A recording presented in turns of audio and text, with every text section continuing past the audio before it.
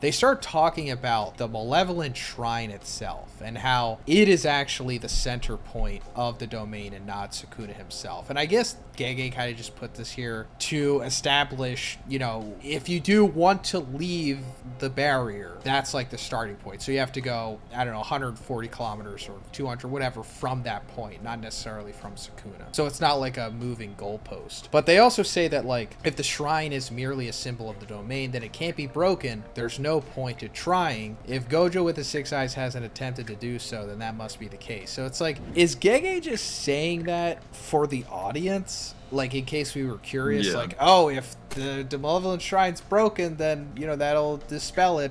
Or does that mean it's going to come back into play? Or is this exposition just end here and that's it? What do you guys make of that? Okay, I'm on the side where, because at the same time, even though Kusakabe and Meme are implying that, well, because our crew doesn't know much about open barriers, right? In the last chapter, they were all surprised. So for them to say that usually objects materialized through an innate domain don't hold any significant meaning, yes, Zhoniin, like you said, Gege could be foreshadowing or just telling us that breaking the shrine is not going to end the sequence of Sukuna's domain. However, like we kind of talked about in our previous collabs, there is a good possibility that his shrine is somewhat connected to Sukuna's overall curse technique. Like, that's how he stores abilities, the open stuff, etc. Of course, I'm not saying that's the case, but I'm just saying, like, if you do believe in any way, shape, or form that his shrine is connected to his curse technique, then you disagree with what Mei and Kusakabe are implying, because no, it's not just some random object in an innate domain that's there for symbolic design. Rather, there is actually meaning behind it because it revolves around his curse technique. And,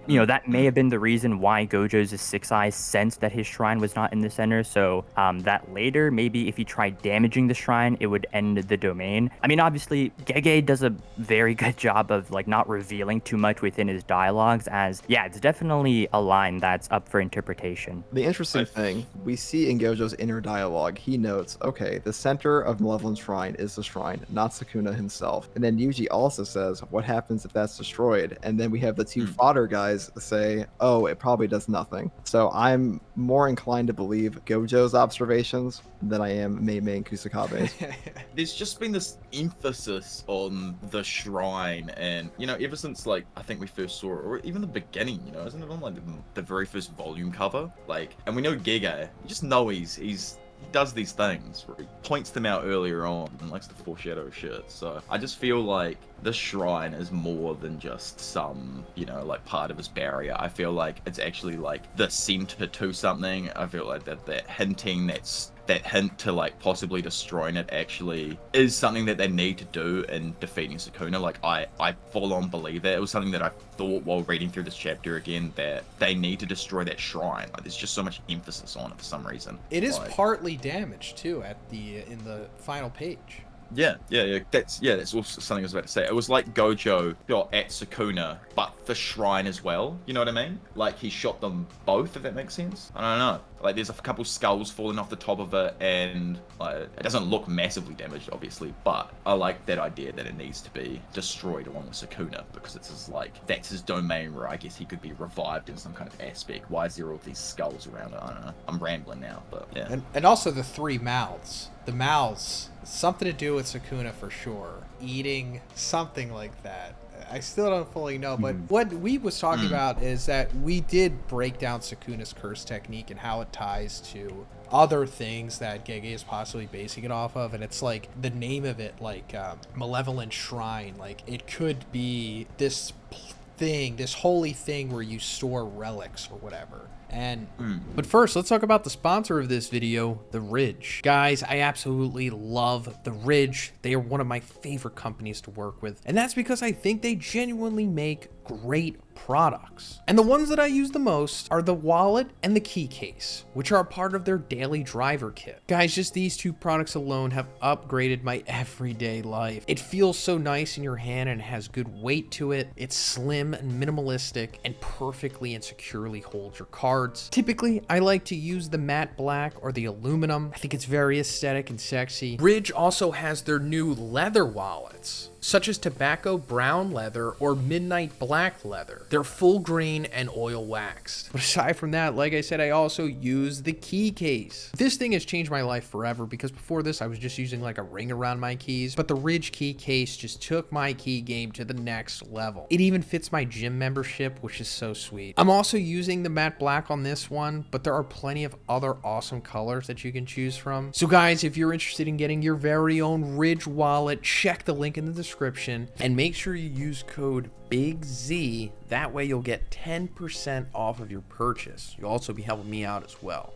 Thanks, guys. If it is damaged, it could potentially play into that, unless we're just getting straight up unreliable narrators here, which I think is what you were talking about with at least what your audience was telling you, operator, about Shoko, how she was just essentially an unreliable narrator. Yeah, about like Ino saying that Gojo might have actually been depleting cursed energy as opposed to not just constantly replenishing it for once because reverse curse technique takes so much. Yeah, so maybe it's like he's trying to make this somewhat realistic with the people that are giving commentary on this. Like, you know, like when you're watching like a fight or like a sporting event with your buddies or whatever, not everybody is accurate in their analysis. And it's like everyone is speaking one person at a time. It's not like every single person might be correct about like what they're hypothesizing within this fight as well. Like some people might be correct and some people might be incorrect. So I hope it reveals, you know, who's correct and who ain't. Exactly. We'll know in the next chapter if damaging the shrine does anything, like if it ends the domain or the domain's still going on.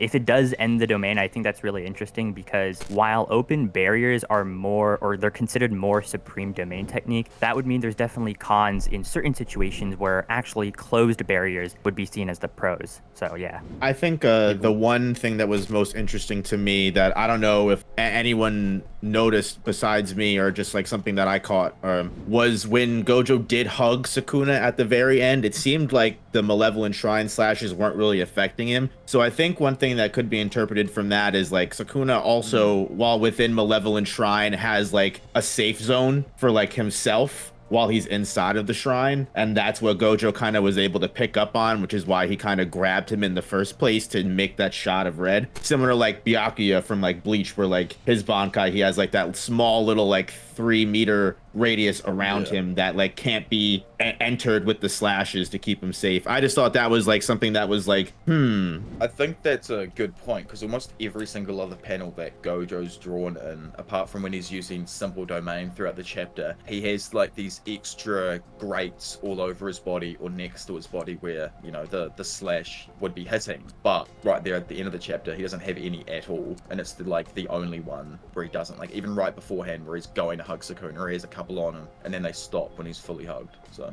possibly I like that thought. Makes him like a little bit more vulnerable to, you know, like attacking and stuff. Yeah, I was wondering that myself because I don't think it like just phases through him. Like if the slashing is just hitting his area, like I mean it could, but I don't know. I think he more so has like the Byakuya safe zone thing. I mean that's definitely applicable because Bleach, aside from Hunter x Hunter, is for sure one of the most inspired series for JJK. So. Yeah, I just love all the information we're getting about Malevolent Shrine and Sukuna. Like, it's just like the way that Gege's like flowing all of this information into our brains through the fight is like very interesting to me, and it's one of the benefits of Jujutsu Kaisen's power system as a whole. It's just, I think it's awesome. So I think like if things keep going this way, like we're just gonna learn more. We might learn what open is. We might learn more if Gojo has, you know, more things. You know, because at this point we've seen everything they both can do that we already know. So like, what's next?